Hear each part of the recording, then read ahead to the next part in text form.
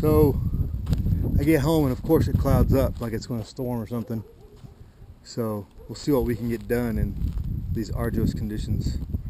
And I'm working on moving the pig pen.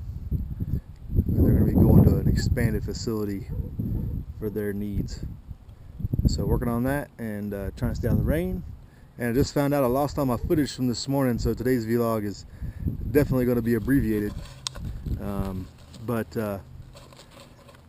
have my backup disc here, so at least we'll finish up day 11 here.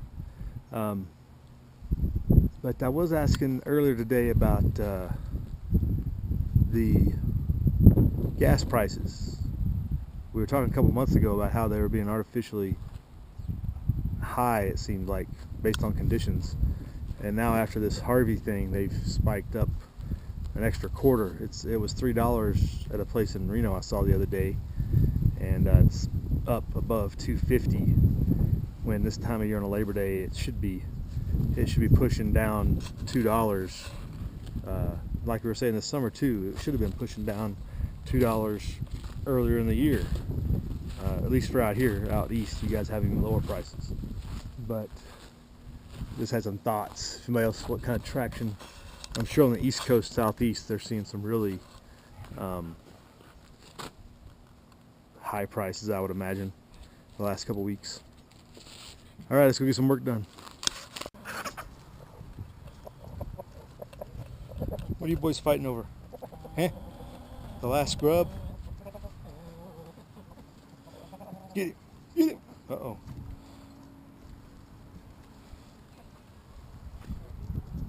Enough food to go around, you think?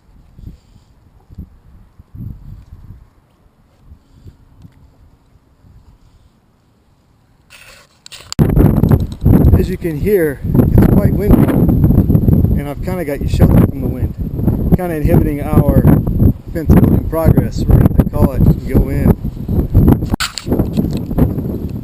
The wind don't phase you, does it? No, the wind doesn't phase you at all. You don't care. It's not up yet. We're regressing, and it's not up yet, so no good light visuals. Let me show you some of the distant lights, maybe. Lights off in the distance. Short vlog day. I lost all my morning footage on accident, so you didn't get anything before I got home here. But hey, another day, another $1, 50 cents at least. Hope everybody's being good out there, and sounds like everybody in Florida had at least a reasonable preparedness level. Doesn't sound like there was a whole, there was obviously damage and loss, but on the human side it doesn't sound like it was catastrophic, so that's good.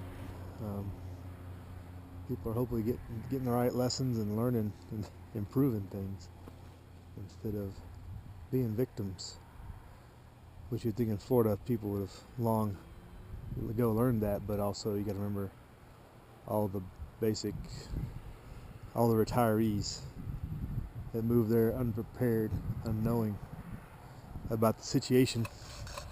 Real quick, I want to do some shout outs to some channels that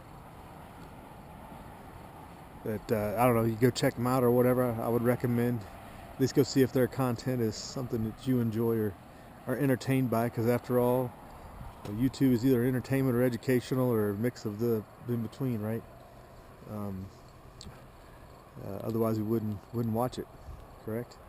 But Alicia Clegg, she's a nearby desert person, high desert person over in Utah. She does a lot of social commentary on the aspects of what goes on socially. It's some pretty good stuff. Definitely doesn't have as many subscribers as she should. I also just to shout out and go check him out, just because he's the one that I guess inspired Broseph Russell to do his vlog. But Carl the Madman, I guess, is the one that put out the challenge for Broseph Russell to do his vlog, which followed me up to do my vlog. And I had my own reasons, like I explained in day one, a little bit different than theirs. But Carl the Madman is on like 370 days of vlogs. That's like got to be a record or something.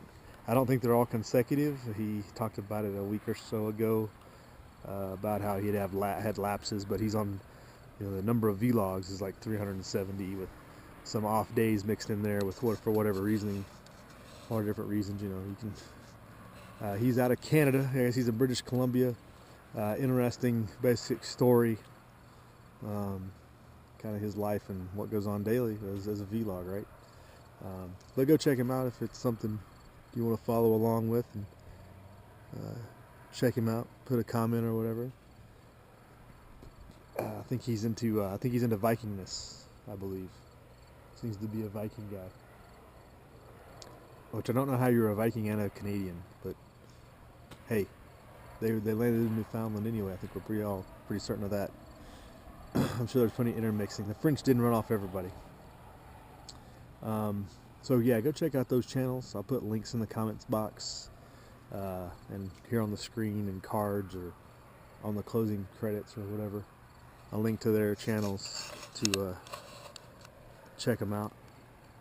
And we'll see how the rest of the week goes. Hopefully I can fix my footage problem tomorrow, and more of the same. See if we can get that. Actually, I already committed to doing some caulking work tomorrow, so I don't know if I'll be able to get the pig pen done tomorrow or not. I'd committed to doing some caulking on the house. At least that was the plan. But plans change. That's why you make them, right? Plans are meant to be changed. But no coyotes out and about amongst us tonight, doesn't sound like. Yet. It's a little earlier than my normal walkabout. But they're coming out of the west this week for whatever reason. That mystery continues. So continue to document that. And they haven't come out of the north since the last 10 days since I've been doing the vlog. So there you go. There's one example of how they cycle through. But all right, YouTube, y'all have a good day. Good night. Live free.